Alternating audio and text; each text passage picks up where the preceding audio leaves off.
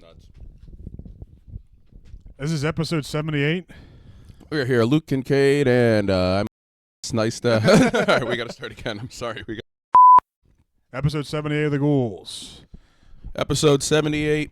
Here we are. I'm trying to get my Ghostbuster sock up so it could show that it's one of the. All right, can we do one more? All right, now I'm ready for reals. 78 of the Ghouls. Episode 78 of the Sick Ghouls. I'm Otis Tamlin. I'm welcome. Episode 78 of the Ghouls. Hi, I'm Saquon Barkley. And I'm Jalen Hurts. We're here. What did I tell Ghoul Nation? I told Ghoul Nation, I said, bet the house on the Eagles money line. I said Eagles and points. I gave the idea to the very funny Will Craig. Now he's a very wealthy Will Craig with that parlay. With that bet, I just told him to put on the Eagles. I told him. I knew from the start. I was like, I told you last week. I said, I hope to God McCarthy starts because I know Wentz is going to lose this game. Brother, he lost that game. Horrible first half. He had a decent second half. Yep. That's listen, if it's just about staying in the game, he's shown enough this year to get another job next year. Well, again, he's off. This is fourth start. No training camp. Good team. Yeah, playing against a team that's defending champs. They were in that game till the end. They were. It was tough. Yeah, my Packers pulled one out, but it was one that shouldn't. They let Jacoby Brissett. They made him look like a god. Micah Parsons had the 3 sacks, but I still didn't think he was that great. The Commanders made the Cowboys defense look like the Legion of Boom. Yeah, and they're the 32nd ranked defense in the league. The Cowboys, they don't look that different without Micah Parsons. I think the season would be going exactly the same if he were there. Yeah. They wouldn't know. Maybe they would have won instead of tied with Green Bay, but I don't even think that because that was such a back and forth game. So it's crazy. But if, the Commanders, which I don't think they're going to go to, they're definitely not going to go to the Super Bowl. They might not make, this year. May not even make the playoffs. But I do think they'll get in, but I don't think they'll make the Super Bowl. I hope they get in. I don't think they make the Super Bowl. I will say this though: there's a team I'm rooting for. Dallas. You're rooting for Dallas? I always root for Dallas. I love that. I would love if after the year the Eagles won the Super Bowl, Dallas comes back and wins their first Super Bowl in 25, 30 years. 30, yeah. Oh, it would completely wipe the Eagles Super Bowl away, and that'd be great. And I thought of a great costume idea for the NFL. You never see those costumes, inflatable costumes, where it's like a guy being being carried by an alien, like he's getting abducted. Yeah. The ice. They should have one for Jalen Hurts where he's getting carried, but there's 47 other aliens attached behind him, carrying him to wins every week. It's Lane Johnson. It's AJ Brown. It's Saquon Barkley. I almost said Deshaun Kaiser. Deshaun Kaiser. What the hell is the guy's Devontae Smith? Yeah. Oh yeah, Kaiser. My second favorite Kaiser. He was a backup on the Packers for a little while. Deshaun. I did. Yeah, I remember. Yeah. He was a Notre Dame quarterback. Yeah, he did. He was. I'll tell you what, dude. He was like the only black Notre Dame quarterback I can remember, other than Everett Golson. Yeah, Everett Golson when he comes on this show. What year was that? Sean Kaiser? No, way before. He probably played at Notre Dame in 13, 14. And then he went to the Browns, was winless with Hugh Jackson. Oh, so it probably was around 2019 that he was on the Packers. But how great would it have been if but somebody of my work ethic would have been so great to be like a backup, like a third string quarterback or something on the 2016-2017 Browns. Would have been fantastic. It would have been awesome. Yeah. A winless team. Hugh Jackson. He went 3-36. I think that was his record. 3-36-1. Yep. And then after he went 0-16, he got fired. And then he got hired by Marvin Lewis on the Bengals. Yeah. And they missed the playoffs. They either missed the playoffs or lost that wild card to the Steelers that year. I'll tell you what, Marvin Lewis, first of all, he's a Norristown Pool veteran. And he has been on that show before. He is. Go back in the Ghoul archives, Ghoul Nation, and see. I might have said that probably 3 episodes ago. I think No, you said that a lot. You said that way back. We got to think about, because we're still pretty far from it, but I think we alluded to it in the last one. We got to think of something really special to do for the 100th episode, and we got to do something really special for the 101st episode, because that'll mean that we've passed the weekday comics for the long. For 100, we would have outlasted. But for the 100th episode, think of some ideas. Tell us what to do. Should we just have a bunch of guests on? Should we have? But I mean, when we did that for the weekdays, it fucking didn't work because we couldn't hear each other. Yeah, we could just. I mean, I don't know. It'd be kind of a pain in the ass to do that. I think. I agree. We'll make it special. We'll have we'll just find one or two really good guests and we'll just do it with them. We'll find somebody really special.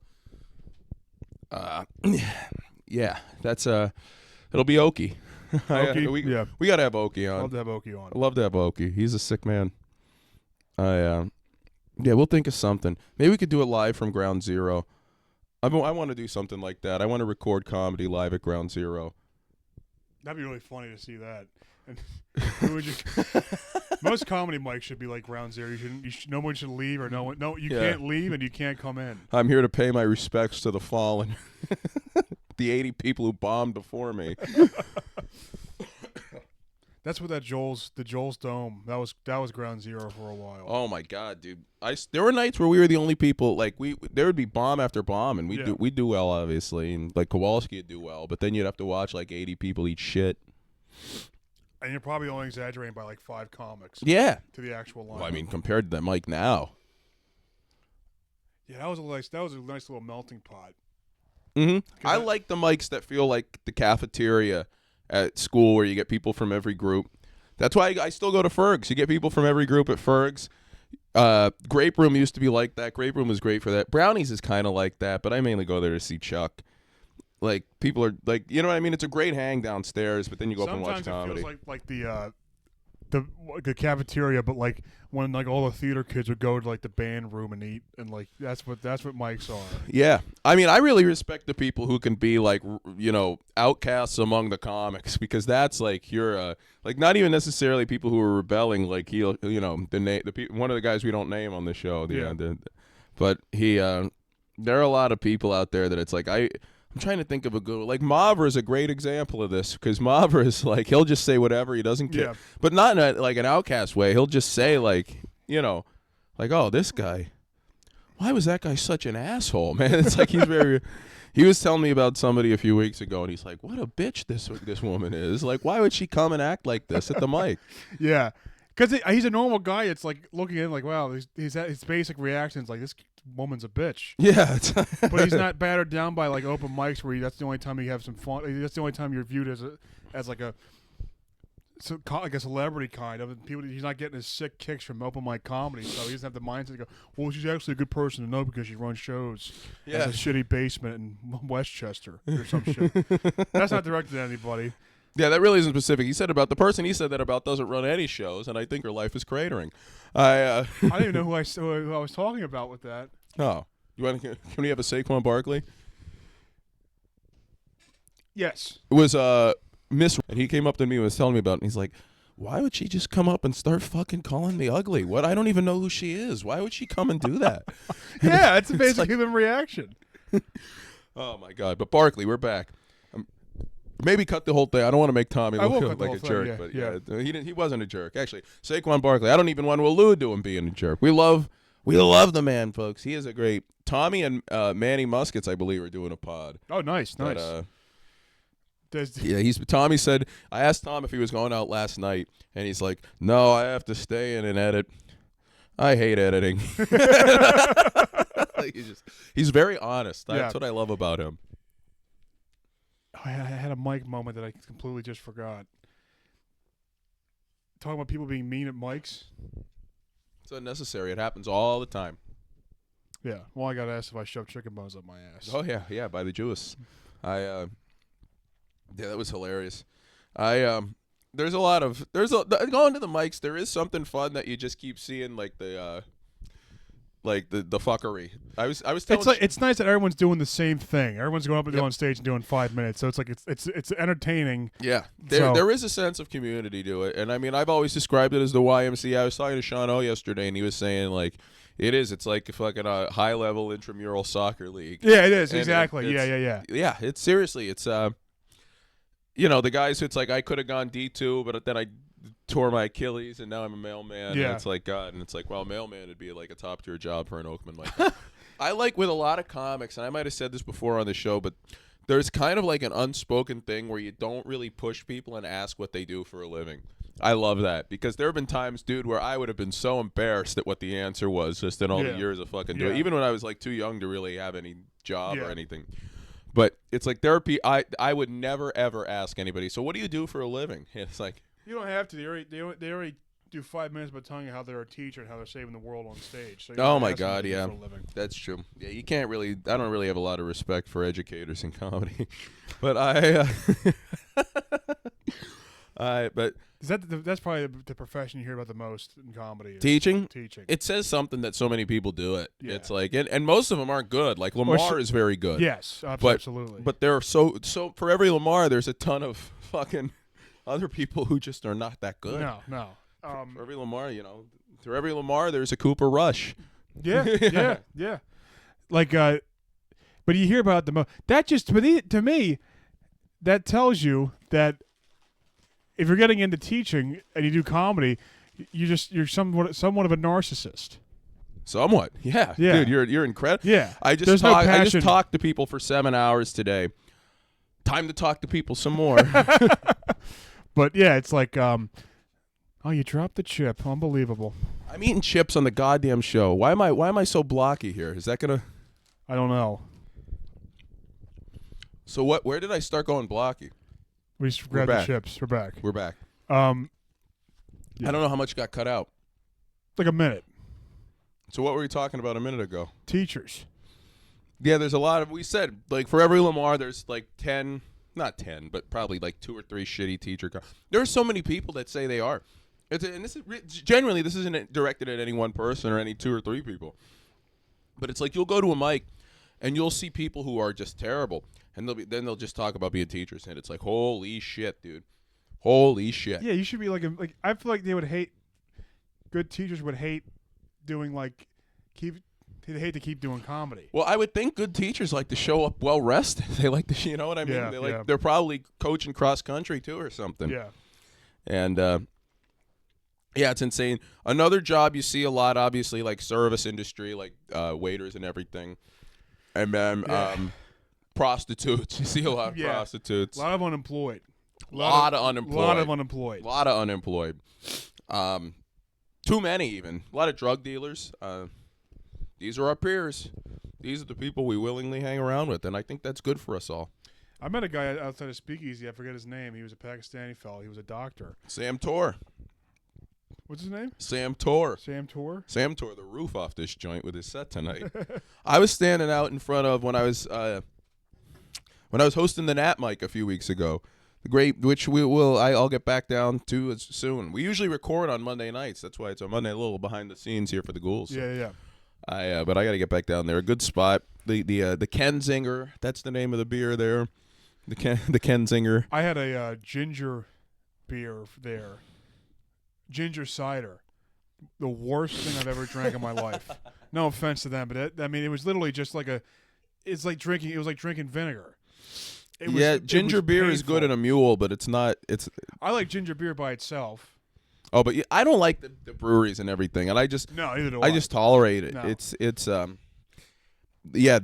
tough. It's tough drinking that. I just want a Miller or Bud or Coors or something. I want piss. I want it to taste like piss. Yeah. But I was standing at there was like a meeting outside. I think we were smoking or something, and it was me, Sam Tor, Akash, and Dennis B. And I'm like, this is like the Mount Rushmore of obscene people right here, okay? What's Akash? Akash. Oh, really? All 4 of us were standing out there, and I was just looking at this, and I was thinking, man, this is the type of, this is the 4 horsemen of the Sonia apocalypse. The most problematic, because Sam Tor. What's wrong with Sam Tor? Sam Tor will say, he's Iranian. He'll say so. He has some thoughts on women, brother. Really? We got to get him on the show. Oh, yeah. And then obviously Akash and Dennis B. It's like this is the is the group, man. Yeah. It is the 4 horsemen. Dennis B was on stage that night talking about the N-word, and he's like, "Dude, I'll say it," and then people are like, "Say it," and he's like, "Well, I'll say it after." Dennis B's fucking the man. I'm a Dennis believer. Oh yeah, I'm a Dennis believer too. We gotta have. I want to have 2 enemies on the show together. That. Not people who are going to fight, but I want to have 2 people who are feuding and have them come on. I wouldn't do it in this. I would love to do it where it's like you don't tell the other fucking person that they're coming. But I'd like to get like two people who really don't like each other on the show together to talk it out with us laughing. Well, I'll ask Zach Travis. He wants to be on the show. Yeah, we could have him. One day we'll make a pyramid of the people who hate us the most. And that'd be fair. I mean, I would love to do that. People can comment if they think they should be higher or lower. Yeah. We'll have we can just do it now. Do you want to do it now? We could have the Venn diagram. Hates Luke, hates Otis, hates both. Do you want to do it now? Yeah, we could do it. All right. Well, who hates us the most? Or are we doing the Venn diagram? Well, who hates us the most is definitely Aaron Bell. Yeah. Aaron Bell's number 1. Yeah. 2, Lump. He is not a fan of us, man. I'll tell you no, that. I mean, I saw him at the helium mic, and I shook his hand. I'm always nice to him. I don't think I just do not. That flies bother me. I apologize. I'll catch it. But I don't think he's a fan of us. No, Luke, you know what you've done. Yes, that's what he said. Yeah. Can we? I don't know if we've told this on this show before, but we can tell it again.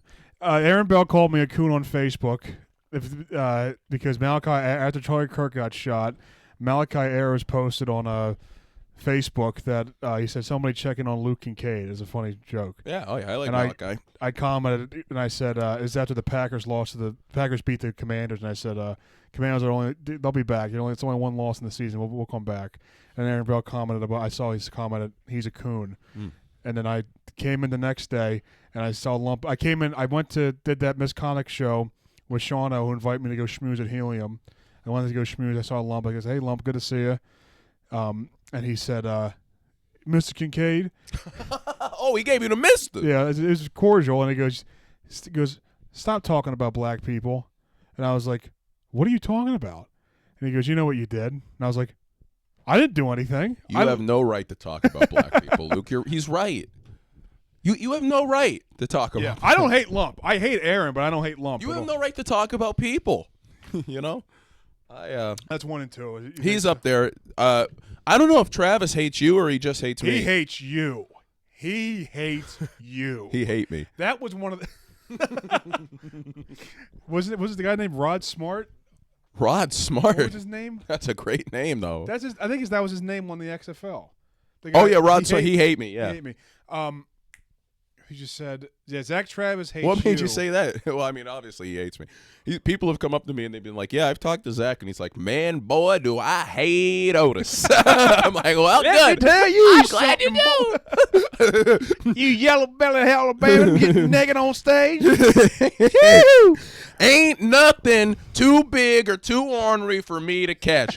Say it. There isn't anything. Ain't nothing. Ain't nothing too big or too ornery for me to bomb at. Yeah, he hates you. He does not like me at all. I don't think he thinks of me.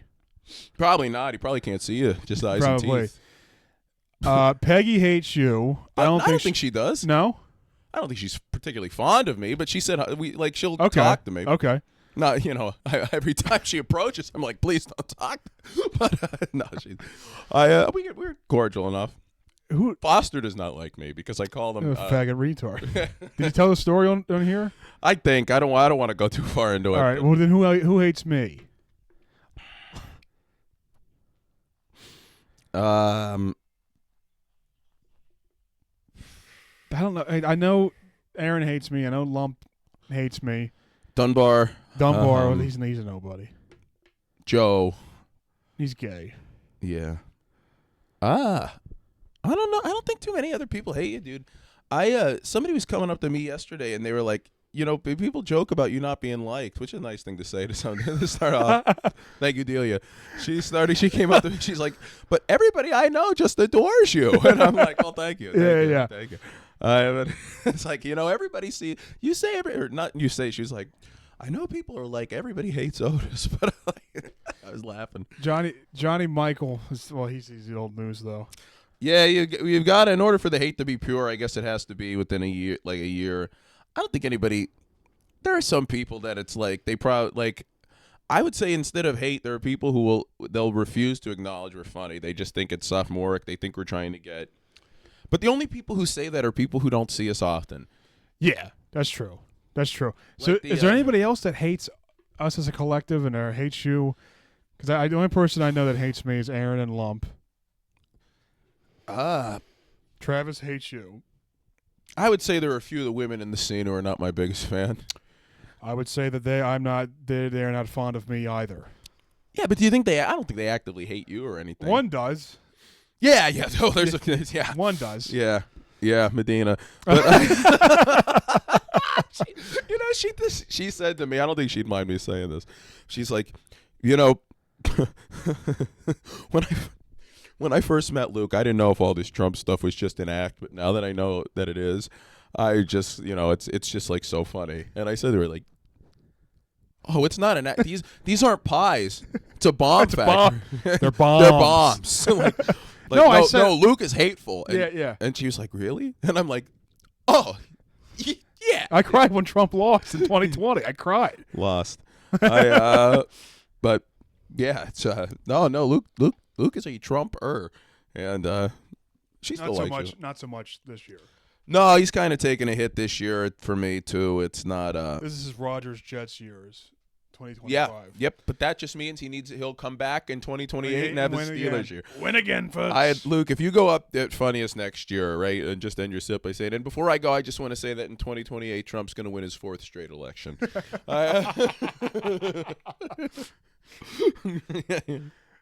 I'd be, oh my God. Just for the memes, I'd love to see him win again in 2020. I'd vote for him.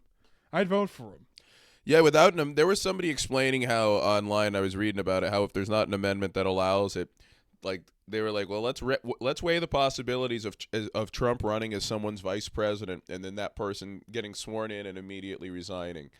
And I'm like, there's no way that anyone would vote for that. There's no way. Like, people like their shit. That's like a Carlin line. People like their bullshit right out in front of them. Oh, yeah. But doing something like that where it's like a wink and nod thing wouldn't work. Yeah, I don't know who's going to run next year. I don't know who's going to run the next election, I should say. I'm hoping it's not Shapiro, man. I think it could be. I don't know. But, there's an aspect. I don't know if we want to get into this on the show, but there's an aspect to him that I don't. There's an aspect. Is that the new word for yarmulke now? See, the Jewish ruling class does not like to have. They don't want a Jewish president because then it's too like they'd rather stack the cabinet. It'd be like a doomsday prepper buying Campbell's Chunky. They stack the cabinet with Judaism, and they like being in a bunker. I'm not a Shapiro fan at all. No, I'm not either. And I like that he put the priests away, but that's probably only because he hates Christ. Oh, you meant Josh Shapiro. Who'd you think I meant, Ben? I thought you meant Ben Shapiro. No. Josh Shapiro is very popular on the national scene. I thought you meant Ben. I'd rather Josh than Ben. I'm not a Josh fan at all. I'm not a Josh fan either. Josh. I like Josh better than Ben. Yeah. Listen, this guy. Everybody sucks this guy off, and it's like, and I do agree, like, if he gets the weed legal, that'd be great for the money because people are doing it, and every state around here does it, and people are driving into New Jersey. I know at least a dozen people living in Philly who drive into Jersey to buy money from the dispensaries, and it's like that money could be going to the PA schools, and it's like, well, now with this the shutdown, it's like people are gonna start losing their food stamps and shit, and it's like, stop taking money out of my goddamn check if you're not going to be giving out food stamps. Yeah. What the hell are you doing? And people suck this guy off because he's a great speaker. He's a very composed guy. He's a guy who can put on the masquerade of being a normal person. But it's like nobody who makes it. Being governor of Pennsylvania is a pretty freaking sweet job, man, because it's a swing state. Some of the biggest, politicians from Pennsylvania, like Pennsylvania, Ohio, swing states, Florida, they get prominence. I'd rather Shapiro than Fetterman's just a fucking idiot. Fetterman has brain damage. Yeah. He's kind of swung to the right. I would think you'd like him because he swung a little bit more to the right. He's very pro-Israel. Doesn't surprise me. Brother, when you cry at that wall, you lose my support. Yeah, but that's just, you got to make your bed with it. Kamala said we should have unwavering support for Israel, and it's like, it doesn't matter who wins. It's all, we're going to do their bidding. Yeah, I'd rather just vote based on vanity than anything, actually, because, they're all going to support the same thing. Yeah, absolutely. Is there a Democrat you'd support? Honestly, would you support Stephen A. Smith if he ran? For the entertainment value, of course. Yeah. I don't think there's a major, like, I just think and then Skip should run for the Republican seat. Stephen A. Smith. Yeah. Well, Skip is a big lefty. I know. He would be. Did you ever see Mike Steve and I used to talk about this all the time? He put up a video when they first made that Fox show, like almost 10 years ago now, where he talks about started talking about his life. He goes, he literally started talking about a fight he got in middle school, and the guy's in his 70s, and he's like, he goes, I was having Jamie Staley, we got in a fight, and congratulations, Jamie, you got me that day. And then he took it down, so we can't find it anymore. Oh, my God. But he was talking about his early life because he had terrible parents, I guess. And he goes, I was, Katie Bell Henderson. That was her name. Katie Bell Henderson, a black woman from the south side of Chicago. Yeah. Katie Bell became my mother. And he was talking about wow, Skip. Congratulations. His brother is... I don't know if he had bad parents because his brother seems pretty well adjusted. Mm. You know about his brother? No, what is he? Rick Bayless. He's a Rick and Skip. He's a Tex-Mex chef, like a fake celebrity chef. I didn't know that. Yeah, he makes really good food. I never had his food, but it looks good. Oh, okay. We should get him on the show. Love to get Rick Bayless on the show. Ricky. You know whatever? You can't hear me because I'm putting this in. Whatever happened to Rex Chapman? Rex Chapman, one of the worst Twitter presences ever. Hopefully, he's in legal trouble or something.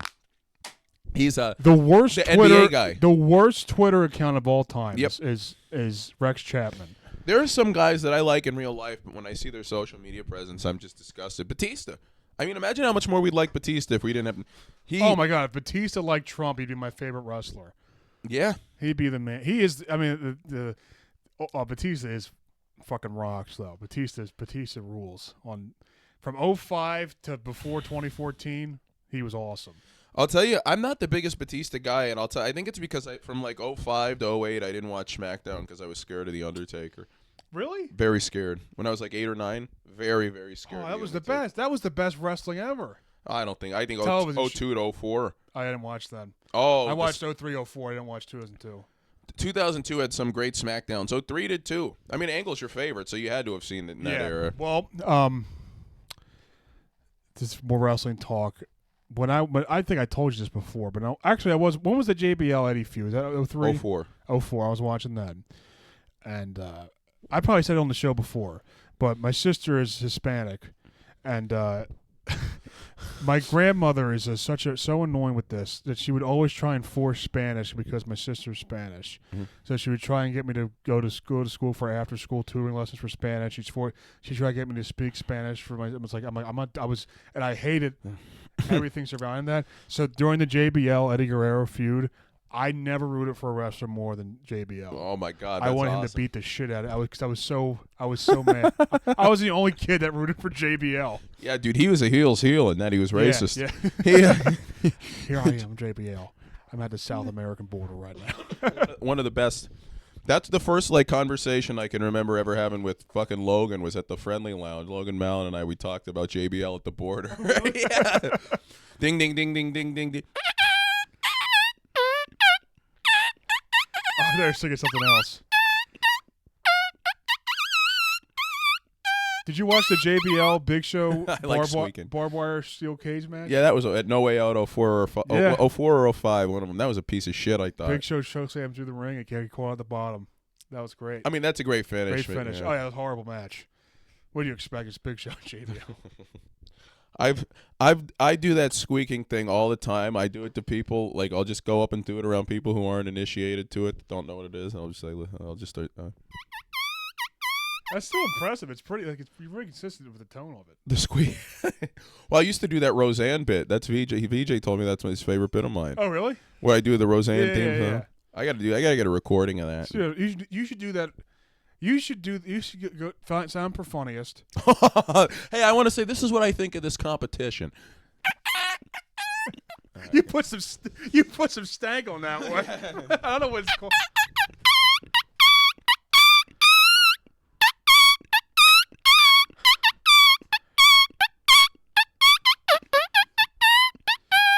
What was the guy's name in what was John Goodman's character's name in Roseanne? Dan. Dan Connor. He was a who's Dan? Dan Connor sounds like the type of fucking guy that would get booked on all these shows that we'd hate. Do you believe they booked Dan Connor and his white meat humor again? Dan Connor was actually the Arthur John Carroll football coach, played for the Dallas Cowboys. Really? Yeah. Wow. But Dan Connor from Roseanne he's a good TV dad. Oh my God, yeah. I'll tell you what, every fucking like inbred backwoods moron, when he saw the episode where like Darlene's boyfriend was like a badass, or if one of their boyfriends was a badass, and they didn't like him, but then somebody was mean to her at the mall, and Dan went down to fucking fuck the guy up, but then he found out that the boyfriend already went and did it, and he earned his respect like that. He's like, well, yeah, man, it was like being mean to her. And then Dan's like, oh, you're good with me, fella. And, then let's go fuck Roseanne while she does heroin. Because remember, she was a heroin addict the whole time. They retconned it. Yeah. And that's how she died. They couldn't just say maybe she said something bad and apologize for it. It's like, no, we need to kill her and we're going to make her a drug addict. That's the second part of the bit, the Roseanne bit that I would joke that I'd say, let's make her. That happened twice, too. It didn't happen twice. You did the two good sitcoms. Well, this is the Meet the Connors? That was called? They called it the Connors after they booted Roseanne. Okay.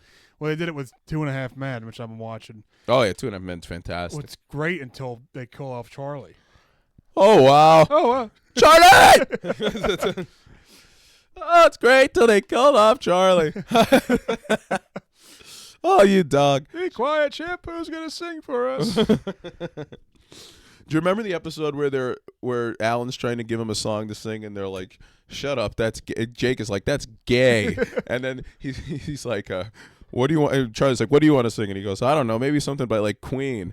And John Cryer goes, "Well, God forbid he picks something gay." It's like they can never show that now. It's what did Berta say when the girl Charlie fucked becomes a man? Was it what's the matter, Charlie? How was your weekend? Did you have fun? Do anything? I remember this line. Did your candle get a new wick or something? An old flame with a new wick. That's phenomenal. I'm watching. You remember what the other thing they said to the woman who became a man? Do you want to do 15 minutes on my show? Couldn't you see in the sitcom About Our Lives? It's like you have kids one day, and your kid is a very important. He or she wants to sing in the talent show, right? And it's like whoever was playing the piano like got sick that day, so you have to drag me out of a gutter, and I'm loaded, and I have to go in there and play like Katy Perry Fireworks, so your fucking kid could sing, and then your kid gets like a recording contract out of it or something, and then I get arrested for bringing in like crack to the high school. All right, banger teacher or something. I've been watching some George Lopez too. I don't care watching George Lopez. George is such a piece of shit, Dad, on that show. Terrible father, terrible husband, and terrible son. Not terrible son. The mom's pretty bad. You know what? I need a smoke and a beer. Hey, George. I want to get with your wife, George. I've always had a thing for your wife. Sabaske, Ernie. You can't get with my wife. Sabaske. I want to get with Angie. Then Max, when he finally turns 14 and starts mouthing off, Ernie, you've been trying to bang my mom in front of me for 10 years. It's just so fun. When he punches his biological father. Oh, yeah, I like that. It was funny because the entire show he just talks shit on his mom. And the second he goes, I want to leave with that bitch. And then George punches him in the face. Yeah. The only mistake I made was leaving you with that crazy cabrona. And it's like, well, George, you could have grown up. You're right. He did make a mistake because you could have grown up with a rich guy instead of in poverty with a fucking woman. Yeah. So if he left when he was like 2, that means she was 18. It's like, yeah, you should have taken him with her. Yeah. But I guess he was 18 too. What if he was like 35? Hey, we're not demanding a family, or You ever see George Lopez now? Looks like. Who are we talking about? George Lopez. And he looks like shit. Let me see the picture. We'll put this in the show notes so all of you could look at how ugly this once great man was too. That look ugly. That loca. I got this. Show! Wabba! I got to start doing that. He's a Lopezian, folks. He likes George quite a bit.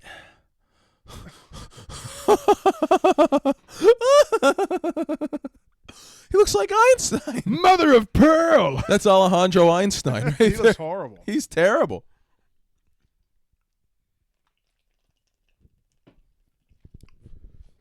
Did you see that stuff about the like the DoorDash news?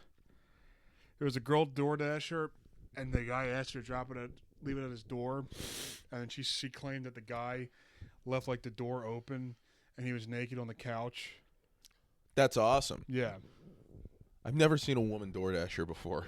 Really? No. I've seen an old lady DoorDasher before. That's depressing. Very depressing. But it came out that she lied and she like opened the door and then saw him naked on the couch, like sleeping. Guy can't be naked in his own house? She filmed him. And she said she got sexually assaulted. Well, guess what, brother? I might have to order some Taco Bell and hey. Could you imagine? Hey, you know what would have been worse though if he showed up at his door and he was naked and he started doing stand-up comedy. That'd be a lot worse. That's verbal harassment. Yeah, that's assault in the eyes, the ears, and the brain, and the intelligence. He thinks he's too highbrow for these crowd. Or what was it from SpongeBob? And maybe a little too. Or God damn it, almonds. Christ, he's good, but maybe a bit too highbrow for this crowd. He thinks he's better than them. Oh, better than you. Oh. Took me a while, but I got that. Was that the stand-up episode? That's the episode of the Fry Cook Games. Oh, okay. Almonds, dang it, he's good. I gotta start saying that. That's Larry Luciano. That's exactly how I feel anytime there's a comic I don't like who has a really good set. Yeah. I'm like, well, he actually fucking insulted these people, and I'm like, luckily most of the comics I like don't do well often, or the ones I don't like don't do well often, so I can't. I could think of quite a few. Oh, there was I was remembering a great line. Oh, never mind. I can't say it. Why not? Can't say it. It's that bad? No, it's not bad. I told it to you on the phone earlier today. Oh, I forgot it, but we'll talk. Yeah, could you imagine?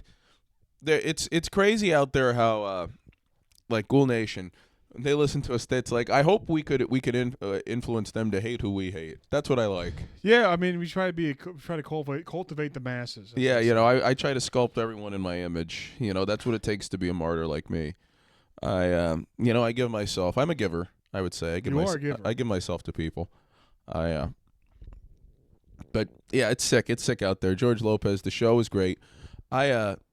Sitcoms 20 years ago were awesome.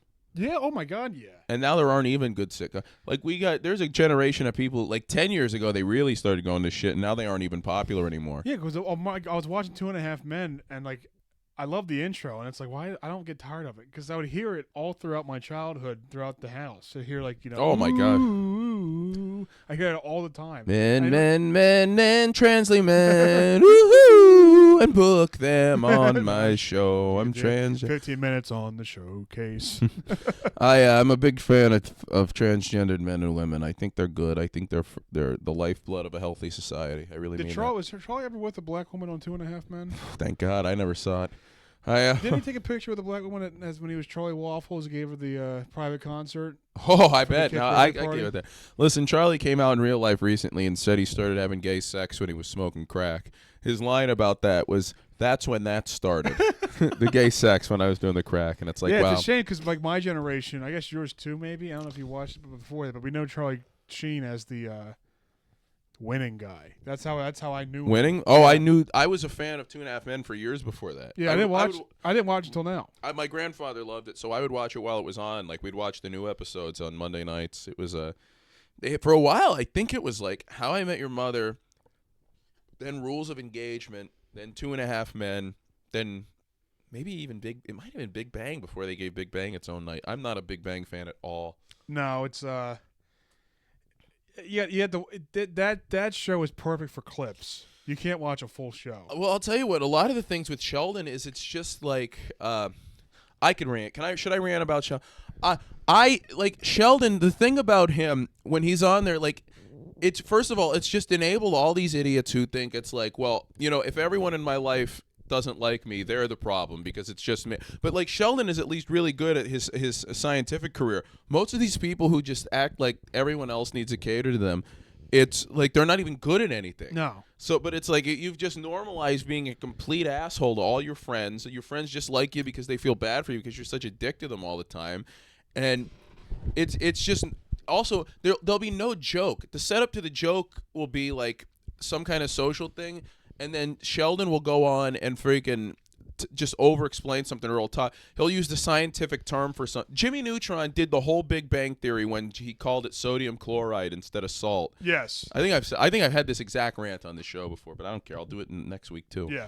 But it's like people like if you really like the Big Bang Theory, and the Bazinga was funny at the time, I'll give it that. But it's like, come on, man. And I liked it as a kid, but I couldn't as an adult sit down and watch the goddamn Big Bang Theory. No, not at all. Not at all.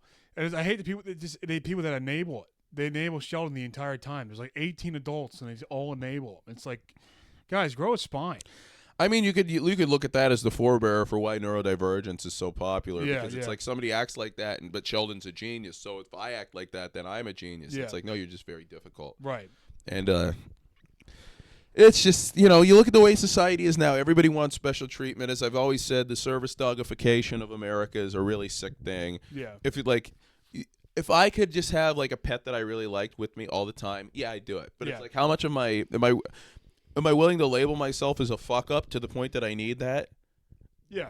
It's like, what the like you need people that bring their service dogs everywhere. Fuck that, dude. People trade away they would rather say I'm not a fully functional person just so they could have their accommodations, and it's like it cheapens it for the people who really do need it, the very few people who really do need it. Yeah. And it's listen, I can understand it for the people who went to war, but it's like you should have been fucking smart enough to not go to war. Yeah. And also, it's just people are just in love with this idea of being off track. It ties into, I think, about the neurodivergence and the motorcycle man and all the people I've talked about before on the show. That motorcycle guy really fucking pisses me off. Oh, you have no goddamn idea. Yeah. He doesn't work, which is his right. It's like, well, suck my dick, you fucking piece of shit.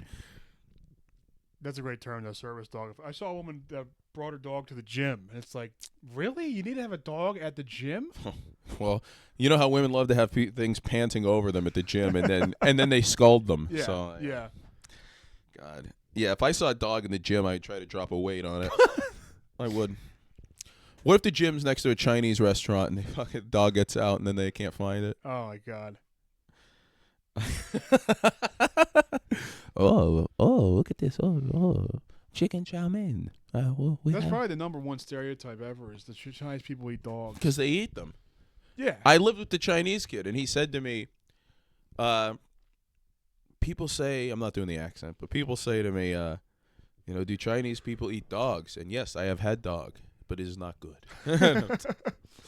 Well, there you go. We had a Chinese kid in high school who I've eaten dog many times. He's doing a presentation, and he's trying to talk about he's trying to do a presentation about Chinese kids coming to the school, and he goes, "People every time say that the Chinese people eat dog." I say, "Yes, we eat dog. Hot dog." He said hot dog, but it sounded like he went like, "Yeah, we eat dog. Hot dog." It sounded like he said whole dog. I assume if he was talking about Chinese kids coming to the school, he couldn't get through the presentation because of all the booing coming from the student body. Boo! Why you boo? Did you ever do living stations? You did living stations. Oh, yes, and I was scared of them. I didn't like it. I asked my mother to come pick me up before they do them, and in 3rd and 4th grade, she did. Because it's like, I'm not going to watch first of all, you got a 14-year-old boy up there with his shirt off. That's like what the hell? That's like a Bohemian Grove play. Sickening. It's weird. Sickening. It's weird to do it. Jesus falls the 3rd time. Well, maybe you shouldn't have had so much wine at dinner. Fucking asshole. Fuck Jesus. It's like a Seinfeld episode. Oh, he fell a 3rd time. Yes, Get Simon to help, but Simon had to leave. And then George is Simon. It's like, why you choose me? Why do I have to carry the cross? I want to get involved.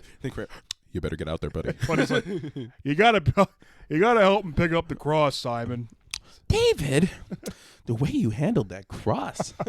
Who would be in Kramer's Jesus? Oh, thanks, buddy. And then a bunch of New York whores. He's bleeding, and they put. I left an imprint on that for you too, buddy. They're coming up there wiping his face. He's like, "Oh, yeah." And they're nailing. Well, I didn't know I was gonna be nailed. And who's Pontius Pilate? Newman. Oh, Newman, yeah. Well, oh, very well. Let's free Barabbas. because they vote by mail-in voting. He controls it. When you control the mail, you control information. And then Tim Watley's there laughing at Kramer's. They put him on. And Jerry, Jerry makes it about him. Who's Jerry? Tim Watley, you only converted to Judaism to watch the deaths, the public deaths. Or should Jesus be Jerry, and then Jerry gets nailed to the cross, and he gets put up, and next to him is like Banya. Yeah. He goes, look at me, Jerry. I'm huge. What if you turn water into Ovaltine?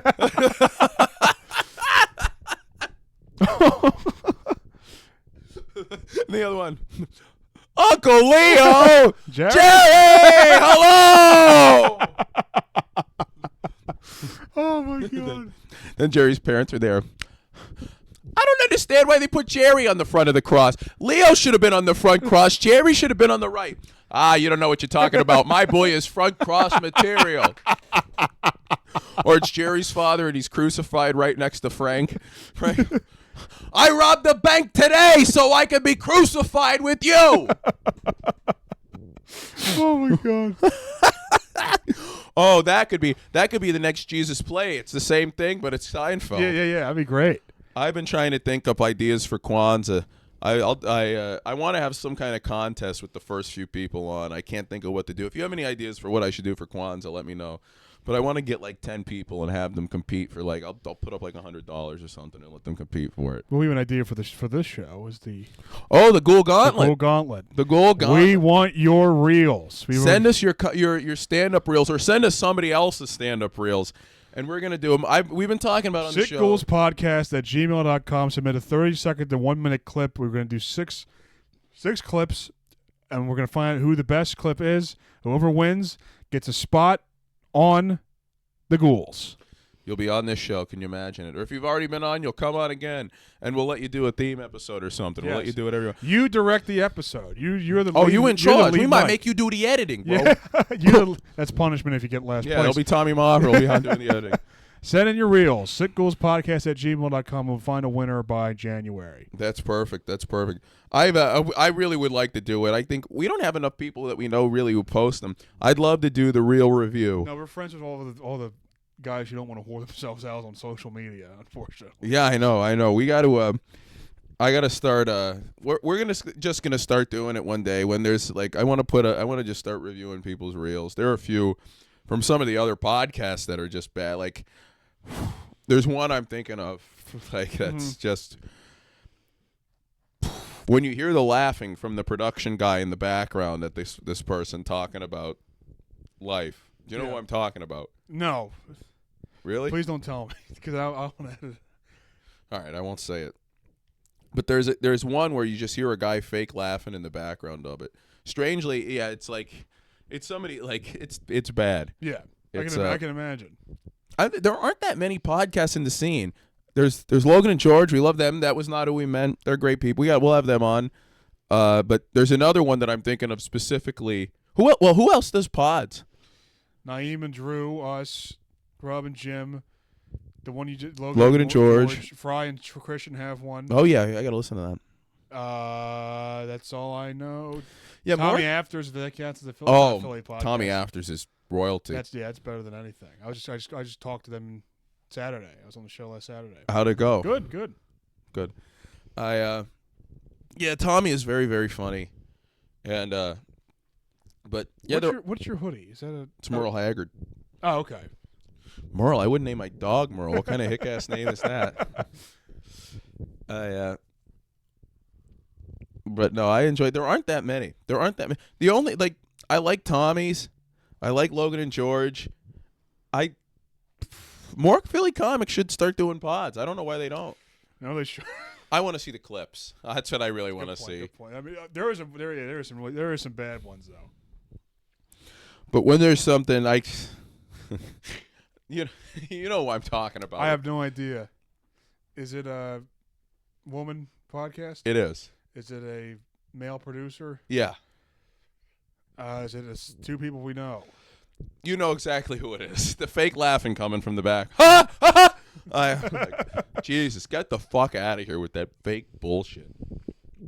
Yeah, there was a fake laugh at the helium mic. Shout out to Nick Adams, a big Ghoul fan. We're going to have him on the show eventually. Nick Adams, great Love guy. Nick Adams, good dude. Nick of Toms. Nick of Toms, yeah. Nick of Toms. But I was... this is how you know I'm comfortable with fucking with Nick, because I was sitting there, like, and I was totally myself, and I'm sitting there, I'm watching, and Flick's on stage, and Flick goes, I like it when the guys I fuck call me daddy, and I wasn't even thinking about this. I went, oh, like out loud. I go, oh, as you should. And then Nick was like trying not to laugh and looks at me. I go, that's fucking disgusting. And we just started dying laughing at the table. There are some people who are beyond, their souls being saved. There's just people who, it's like, you're just saying that stuff performatively too, and I get it, but it's like, that's fucked, man. Come on. Yeah, it's brutal. Do you want this beer? No, I'm good. I might have it when the sun's empty. It's brutal. There are a lot of gay guys. There are a lot of people that I'm surprised don't have pods. Like that, you just think that they would. It has to just be they don't want to commit to doing it. Did Sean have a pod? Sean, no, never. Jake had one. I don't think he still does it though. No, he doesn't still do it. Yeah. It's not hard. It's a long process to get everything set up. It's not even that long, but it's like if you don't know what to do right away, it's a pain in the ass. Because I didn't know you need to get an audio interface. I didn't know you need to get like a software to record the mics and the webcam. So at the same time. Yeah, so if it's new to you, it's a pain in the ass. Yeah, I've never done that stuff. Premiere works for that though, right? Yeah, it does. Yeah. And that's what I just get. That's the only software I'm familiar with. They I taught was us. like paying for it though. Yeah, I did have it for a while. I had it long after. I had it like when we lived at what'd you call it? Oh, you did? I didn't even know. And because remember we talked. Oh, you did have it. Yeah. I just never used it for some reason. And then I got us talking about it was like, oh my god, I still have this. I forgot. Yeah. Oh shit, I have to. Yeah, I signed up for an Adobe free trial to do something the other day, and now I got to sign out of. Yeah. It was for work. It was work related. Everything's a free trial. I wanted Acrobat, but if I don't take it off, is today the 20th? Yeah. If I don't take it off by tomorrow, I'm fucked. So I'm glad we remembered. Nagel does a pod. You got to get on. You got to go on the Nagel pod. He's you do great. I'd love to. I just don't. I want to ask him to get on this. He'd do it. I'd tell him he'd do great on here. I'm a big Nagel fan. He's just a really good guy. Like one of the guys you just talked, and he's got a very interesting life story. Like just a normal guy. Well, I wouldn't say that. No, but he's a guy. He's just like he's a cool dude. Yeah. Oh my god, dude. He does the bit about having two. I don't want it to give away his bit, but I don't think he'd mind. He does this bit about how he has two roosters tattooed on his ass, and for some reason this just destroys me. He goes, I guess that means I'm gay. I don't know. It's like, yeah, you have two roosters tattooed on your ass. Who's the guy that does Speakeasy? I don't know if Joe? Comedy. No, not Joe. Angelo. Oh, I love Angelo. A cool dude. Angelo, do you know him? I met him a couple times. Oh my god, yeah. He has one of the best Instagram stories ever. Like consistently. Yeah. He posts Angelo is a sick man, dude. What's his Instagram? I think it's Angelo doing stuff. That's okay. He would be a phenomenal guest. He comes on his bike, he'll be weaving in between cars, and he'll pull up outside of like Topside or something, and then he'll fucking be there. Angelo is awesome. And he does stand up, right? Not often. A lot of times he just comes and hangs, which I really respect. He's a great dude. There's a lot of we've been in a transitional period with this moving here, having the new studio, and but I'm excited to have guests again because it is fun. It's there's something special about when it's just us. Yeah, that's how I met Anat Kumar. You didn't meet him before? No. Really? I never met him until the podcast. I didn't know that, dude. No. I like to bring on people that you've at least met, but Anat is awesome. Anat Kumar, folks. He's been getting booked quite a bit too, and he's one of those guys that it's like, you know, when you have a guy that's like, it's not a guy you talk to every single day, but when you see him get booked, you're like, let's fucking go. Yeah. I feel that him way. And Whitehead. I'm happy Whitehead gets featured on Helium stuff. He's a good dude. Oh, Whitehead's great. That was one of my favorite episodes. Whitehead's a great guy. He and I were riding together we rode from like Brownies to Pistolas the other day, And we were listening. He's a Grateful Dead guy too. Oh, yeah? Whitehead, and we were listening. We always talk about the Europe '72 tour, and we'll be listening to it in the car because it's a very famed. That's one of them where they just put out like official releases of the whole tour, and we'll just be listening to it. And it's like we'll always have fucking Europe '72, Blackhead. People hear me. That's my nickname. I think I've said it on the show. That's how I met him. I'm saying, you ever meet Austin Whitehead? You go, hey, Blackhead, get over here. He loves it because they say he's one of the least white heads that's ever existed. Like there's nothing white about his head, and it's not like he's a zit or something. No, of course not. So he's Blackhead, a Nanacoke Indian. Blackhead is awesome. He's there are a lot of good guys. There really are a lot of good guys that we meet doing this shit. I was out like. Fucking, there's just a lot of comics that it's just they're sickos, but they're good guys. Yeah, we love the sickos. I was talking with fucking Cusack yesterday. The thing I like about Chris Cusack is he's a good father. He really gives a shit about his kid, and he doesn't do his whole act of mining his kid for material. Like he really is a family person, but he'll say some shit off the cuff. I can't go into the specifics of it, but you know what he said about John Runyon. Hey, Otis. And after he does it for like 20 seconds, he gets up and he goes. It's like, because it was one where I couldn't laugh too hard, or she'd have looked and saw him. So it's like being in high school or something, and your buddies got you laughing. I didn't have any friends in high school. That's when you laugh the hardest. Dude, Cusack will get you fucking going. Him and Cusack and Nagel run a mic at Milk Boy on Mondays. I got to get down to it. That's on Mondays. It used to be Sundays. Okay. One day we'll have to do the fucking Milk Boy and then drive to the Nat mic. Although I tried Fat Lady last week and it was good. Yeah. What I didn't realize was they have that piano up there, so I was playing that for a while after. Is that on the stage? No, it's upstairs it's usually upstairs, right? Yeah. Yeah, in the back they have it. Oh, okay. And I was playing it and it was good. I just like doing it. Yeah, we went out last Monday night. We had a good crowd. I don't go out and do Monday's usually the night we do the pod, so I don't go out and do much comedy. But we went out. Are you doing it tonight? Me? Yeah. Nah, I don't think. It's because it's too late, and I'm hosting it'll have already happened by the time this comes out. I'm hosting the Pistolas tomorrow. That'll be a good time. And I like guest hosting other mics. It's my favorite thing to do because you do your set and everything, but you get to just go up and riff. And when you, I really enjoy it. Yeah, that's guest host mic I did was Brownies. Really? Yeah, that was the last one I did. That was probably last year or earlier this year. No, that was like a year ago because I remember we were still living at the old apartment and I didn't go. Oh, yeah, that's right. Yeah. I forget what I was doing. I think I just sat home and played the keys all night. I should have gone. I felt. Yeah, that's not bad. I don't care. No, I felt very bad after. I remember the next day I felt terrible. I think I had a hard day at work and I was just like, I need to zone out. But it's I love guest hosting the mics. I do that fairly often. I think. Yeah, You're the cock of the walk. One day we have to think of something for Joe where he and I can host the Ease. We got to think of a theme for him and me to do. If there wasn't, I would say we do it for Halloween. Look at me, just taking liberties with other people's rooms. But I think you are. I'm Jewish. But the Billy Ween this year it's in Baltimore again, and Halloween I got to go. That's for those who know Ghoul lore. Last year I had a little incident. I got one of my many head injuries at this show, November 1st. And that was the night I bought the good tickets. I bought like decent tickets for the first night and then really good ones for the second night. And that second night was the one I hurt myself. I tripped and fell and hit my head. It was like there must have been something wrong with the sidewalk or something. But I was I'll tell a story. I was fucked. And like the security guy, he was like, I got to call. He was calling like the medics because he thought he's like, honest to God, man, I thought you were dead. And I was like, when like a 50-year-old black guy says that to you, like, holy shit, he thought I was dead. And I'm like, that's all right, I have my ticket. And he's like, man, you're not going in there. And I said, if you don't let me in, I'm just going to go to my car, I'm going to change my shirt, and I'm going to come back to the other door. And he's like, just go.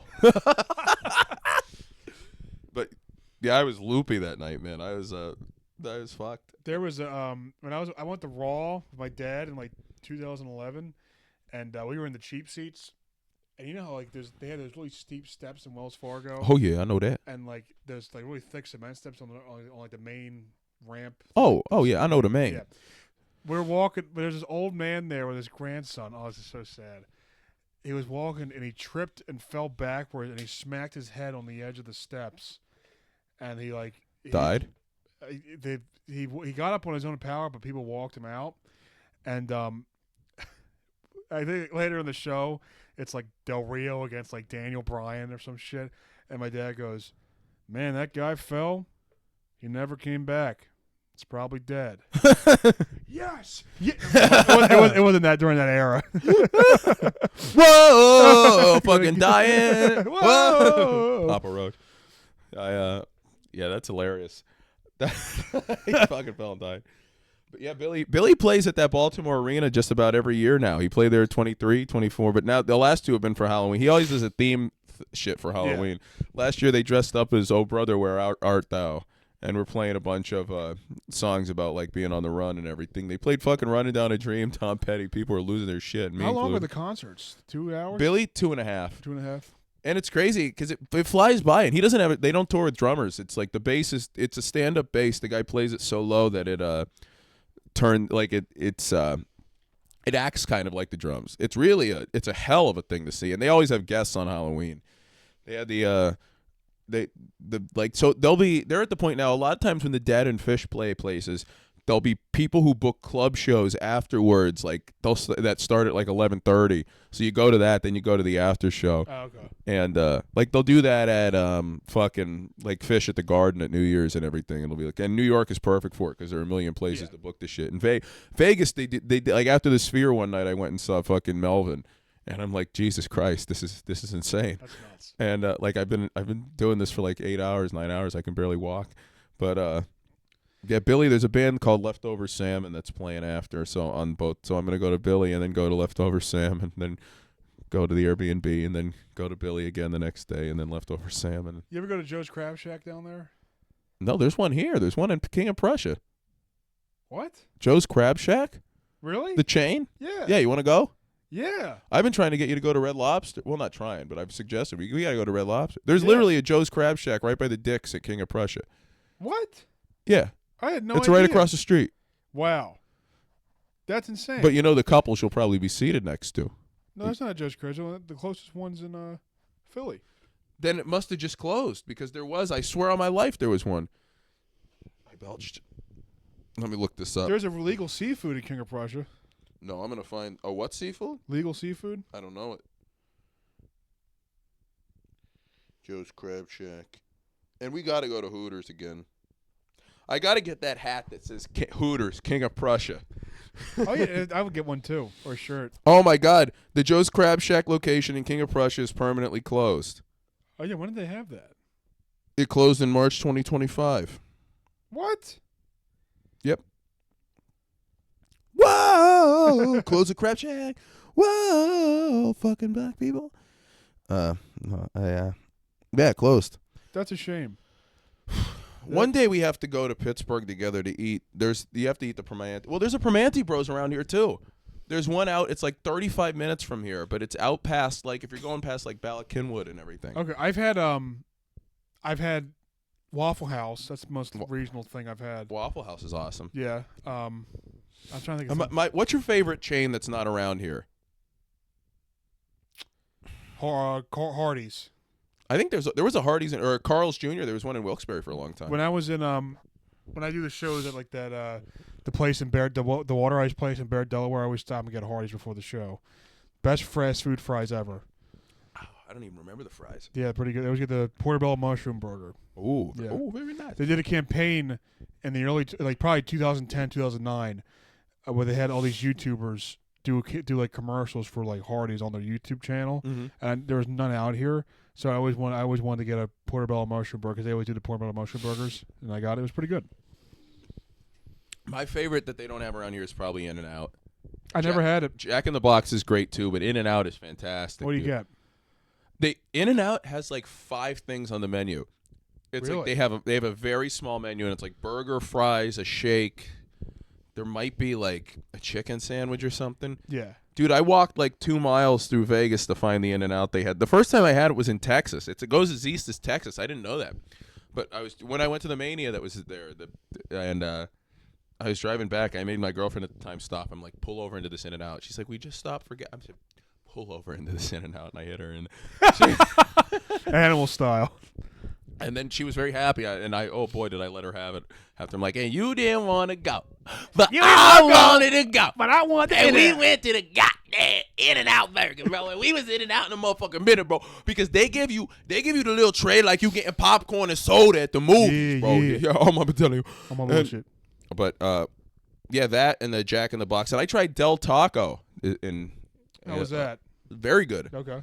Very good. I prefer the Bell, obviously, but Del Taco's not bad. I've had a Sod's Hot Chicken. They just opened up around here. I tried them. Very overrated. Really? I'm not a chicken sandwich guy. I wanted to go to that one in Conchi, but if it's not good, that's what just opened? There are Sod's? Everything's overrated. It's chicken. I'm not a big chicken sandwich How fan. is Nanu's? Never had it. They just opened one of those in Roxborough. We should go there. They opened one in KOP as well. We got to go out to eat more often, get Dunbar in, get everybody going. We've been planning about this. This is very exclusive. We've been planning the Ghoul Friendsgiving. It's going to be an in-person invite only. If I see you in person, I'll tell you to come to it. That's how it's going to be done. We're going to have a day where we just get the hell out here. Unless it's like somebody I don't see enough, then I'll do it. Then I'll make an exception. Right. But we want to have a Ghoul Friendsgiving. And imagine the shit talking that's going to go on at that. My God. We're going to have Will Craig. That's the one, like, oh my God. I want Will Craig. I want him to be talking shit about people he doesn't like. Exactly. I can't wait to have Will Craig back on. Luke, are you looking to wrap up? Yeah. Really? Yeah. Oh, man, I was having a blast. Right. I'm sorry. No, it's all right. It's 8:30. That's fine. Okay. Thank you so much. Remember, check out The Nail. The Nail and the Black Sheep. November 13th, The Nail. Mike Chevalier. Medina. Mike Mack. Joe G. Us. And then January 8th. Campbell, Ebony Moore, Dunbar, Sean O'Shaughnessy, us. I have Don't Tell, KOP, Saturday the 25th. Anything come? I thought it was Friday. Friday the 24th. Don't Tell, KOP. It'll have already happened. But would have already happened by that time, but please go back in time and see those shows anyway. Then we have our show with at 13, the 13th hour. Fenris Filthiest, all of us, Lamar. Yeah. And then we have two shows that night. The 15th of November. Yes, the first show there's Medina, there's Jeff King, there's Tiny, and there's Tyrone Williams. That's an incredible lineup. And then the late show we're on. Michael Mack, Otis Timlin, Shane Hennessy, Lamar Todd, myself, Mike Oakey. That's fantastic. That's a great lineup. I'm hosting the Pistolas tomorrow. That'll have happened already. And Ghoul Gauntlet. Submit your clips, sickghoulspodcast@gmail.com. Thank you very much.